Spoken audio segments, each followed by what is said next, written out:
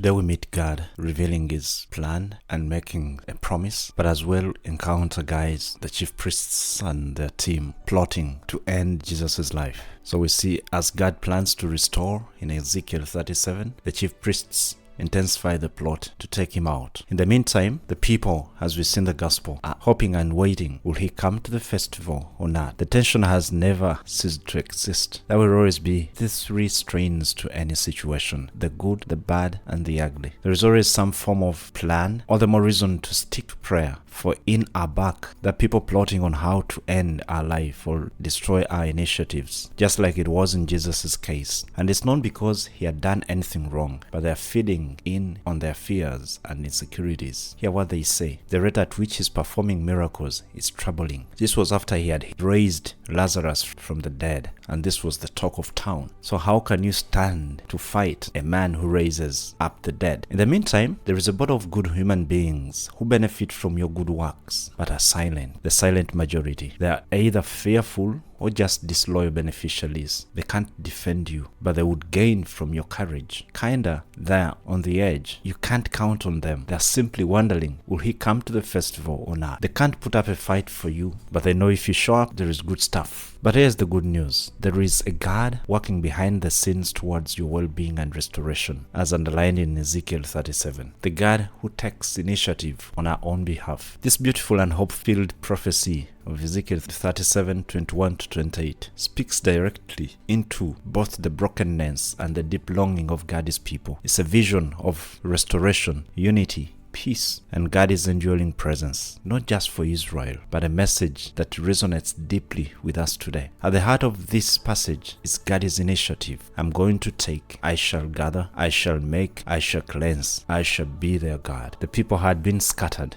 divided and defiled, but God promises to gather them, heal them, reunite them, and give them a new beginning. The mention of one king and David my servant points forward prophetically to the Messiah, Jesus Christ, who is the good shepherd and the eternal king of a unified people. God doesn't just promise political or geographical restoration. He promises spiritual renewal, a clean heart, a new covenant of peace, and his presence dwelling among his people forever. It is a complete healing of a relationship, a renewal, a restoration of identity and belonging. Dear friend, we live in a world that feels increasingly fragmented across families, across communities, nations, even within the church. This passage speaks into that reality with the assurance that God is still at work, gathering, healing, and uniting. So there is hope for the scattered and divided. The divisions of the past are not the end of the story. For those who feel far from home, God is the one who brings us back, both physically and spiritually. For those who carry guilt or shame, God says, I shall cleanse them. His forgiveness is real and restoring. For a church longing for unity, we are reminded that it is Christ, the Good Shepherd, who unites us, not just programs or politics. For communities that feel weary, God promises not only restoration, but his presence. I shall make my home above them. In our parishes, homes, and hearts, let this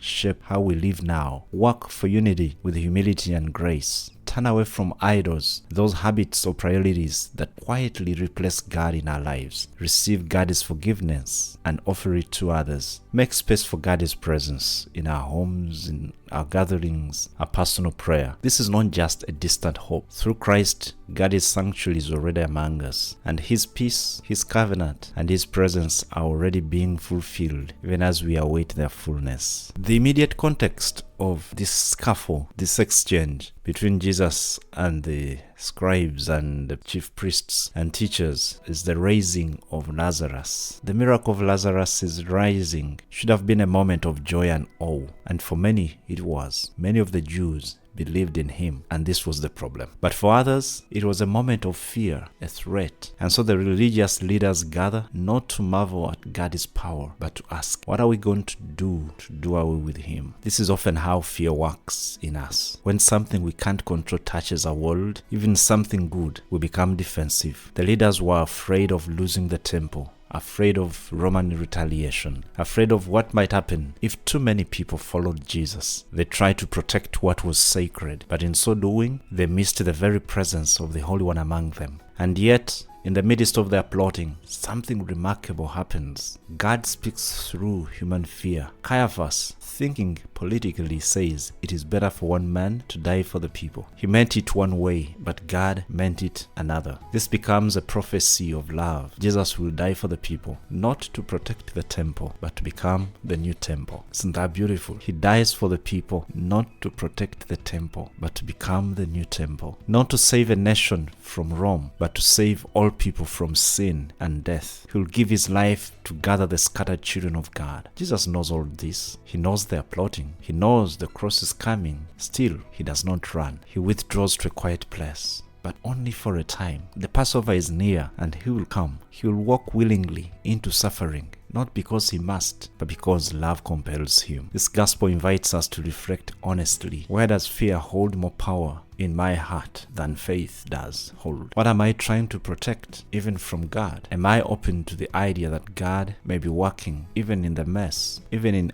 others' failure or my own confusion? And like the crowds who ask, will he come? We should look forward to this Holy Week and wonder, will I recognize him when he comes? Our duty is to make space for him. Space not just in our church calendars, but in our hearts and our daily choices. Let us allow him to gather what is scattered in us, to lead us step by step toward the cross and through it into life. Again, the raising of Lazarus, one of the most powerful and personal miracles in the Gospels, reveals the humanity and divinity of Jesus in a moment of grief, friendship, and resurrection power. This is exactly the gift he wants to extend to us. The gift of his presence, the gift of his friendship, the gift of his resurrection power. And this moment reminds us of God's timing, that God's timing is not our timing. Jesus delayed going to Lazarus. Even when he knew he was sick, it seemed like he was too late. But was he? His delay had purpose, to reveal something deeper. Bro, God is never late. He may never act according to our timeline, but he's always working, even in ways we can't yet see. Trust in his timing, even in the waiting. Then we see that Jesus weeps with us. When Jesus saw Mary weeping, he was deeply moved and began to cry. The Son of God, full of power, also fully enters our pain. Would Jesus cry because you're crying? Would Jesus weep because you are weeping? Isn't it interesting to note that Jesus does not weep when Martha weeps, but he weeps when Mary weeps? The faith difference. Jesus does not just fix things. He feels with us. He walks with us in sorrow and shares our grief. We are never alone in our pain. If we carry our pain with faith, he weeps with us, grieves with us, and walks with us in sorrow and helps us through and into restoration, helps us to tap into resurrection power. Maybe sometimes the resurrection will not appear as bringing back the dead person or the dead situation, but it may manifest as giving us the strength to carry on, the ability to pace forward in the midst of the pain and the frustration. We also learn that faith doesn't mean having all the answers. Martha meets Jesus with both faith and confusion. She believes in resurrection on the last day, but doesn't expect it now. Faith isn't about having perfect understanding. It's about holding on to Jesus, even when we don't see the full picture. Sometimes I wonder how these girls, Martha and Mary, found the courage to go and meet Jesus, even after he had not showed up when they needed him badly. I wonder if many of us would do the same today, if we would not ask him to just stay wherever you've been, Lord. It's not important to come anymore, because they knew that his presence was enough to stop Lazarus from dying. But see how he comes, shows up 4 days late. The important thing is that once they hear that he has come, they go to him. They don't even wait for him to come home. They go and approach him. Dear friend, have you been covering yourself in that pain? Choosing not even to pray again, choosing not to even go to church again. You have withdrawn from community. You've withdrawn from everybody because of your pain. See what these girls are doing. Once they hear that the master is somewhere, they go and meet him. Pour out their hearts. Martha had her confusions. That's why Jesus just stopped right where Martha met him until Mary comes. In the middle of her pain, she still had the faith. Do you still have the faith despite your pain? Then Jesus calls us out of the tomb. We see see Jesus calling Lazarus out of the tomb. Lazarus was bound, wrapped, and sealed in death. But Jesus calls him by name and brings him out. And then he tells the others,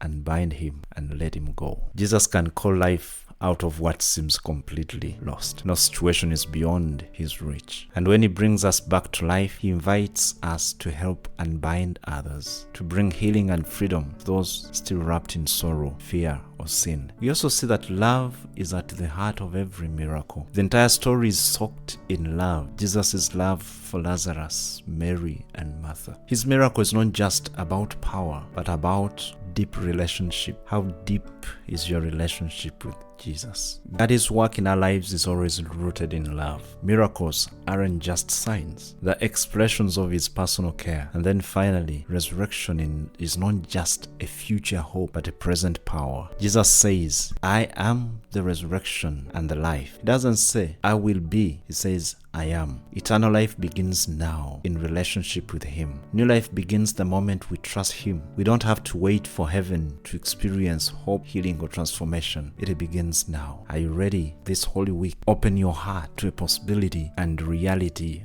of a new beginning, a beginning of eternal life. When you feel forgotten, God is still writing your story. When you are in pain, Jesus is with you, even weeping with you. When something feels hopeless, he can still call it back to life. When you are struggling with belief, come to him as Martha did, with honesty and trust. When you've been brought back to life, help others walk into freedom. As we walk into and through Holy Week, we are challenged to think of the God who dies even though he has the power to raise the dead. He chooses to die not out of weakness or conditioning, but out of faithfulness to the word and obedience to the Father. Scripture had decreed that with sin, death had to happen. Somebody had to die. And so he offers to die in order to edit our own death. For when the one without sin died, he took the sting out of our death and thus turned our death into a pathway. Death no longer scares us. As Paul would say, death, where is your sting? It rather leads us back to the Father. So finally, when life died, then we who were dead got life, got our life back. So death ends up becoming a path to new life. Remember what he said, I've gone to prepare places for you. In my Father's house, there are many places. And when ready, I'll come and get you along. With us walk into Holy Week with hope. Hope for a restoration. Hope for a reunion. We shall meet again with those who believed in him. With those our loved ones who are long gone, we shall meet again. So we joyously walk into Holy Week as the Holy One turns our mess into a song of glory and praise and a song of hope, that we shall meet again, because life has offered to die such that we who are dead can have life. Mary, help of pilgrims, pray for us. And may the blessing of the Almighty God, the Father and the Son and the Holy Spirit come down upon you and remain with you now and forever.